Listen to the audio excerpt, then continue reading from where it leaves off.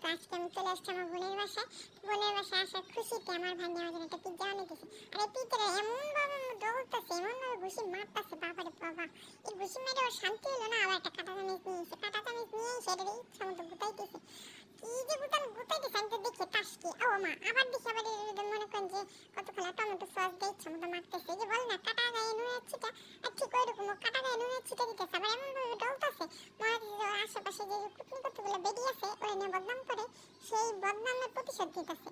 মনে করেন এমনভাবে ডলতেছে এমনভাবে মলম দিতেছে যে তোর নিয়ে তুই তোরা সবাই আমাদের নিয়ে মনে করি এরকম বদনাম করস, তবে এরকম ডলা না দিলে হইব না। তাও ডলা দিয়া মনে করেন যে কাঁটা চামচ দিয়ে ডলা দেওয়ার কোনো স্বাদ মিটে নাই, মনে করেন আরো কতগুলো ময়া মশলা দিয়ে এটা মনে করেন চুলার আগুনে পুড়াইতে যেতেছে।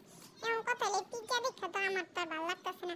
আমি খালি ওরে কইতেছি তাড়াতাড়ি কর, আমার পিজ্জা দেখে তোমার মাথা নষ্ট হয়ে গেছে, আমি কখন খাবো, তাড়াতাড়ি বানা। শেষে মনে করেন যে অনেক কষ্ট করে ওর তো মনে করেন স্বাদ মিটেই না, আরো কতক্ষণ ডলতে মন চায় ময়লম। আমি কি তো ময়লম পরে ডলিস, আগে আমি খাই আমার পেট শান্তি করি। তাড়াতাড়ি চুলায় নিয়ে মনে করেন যে এটা পোড়াইলো, পোড়ায় পরে পোড়াই তো নাই, ওই মনে করেন যে ওই কি কয় ওই যাই কয় ওইটাই ওইটাকে নিয়ে এসে পরে এটারে তো মনে করেন কাটতে গিয়ে আরেক ঝামেলা, আমার তো আর ধৈর্য কুলাইতেছে না। তারপর অবশেষে কোনো রকম কাইটা কুটা করে এক স্লাইস উঠে দিছি, দেওয়ার পরে আমি কড়াইতে খাওয়া শুরু করছি। উফ কি যে স্বাদ হয়েছে রে ভাই, কেমনে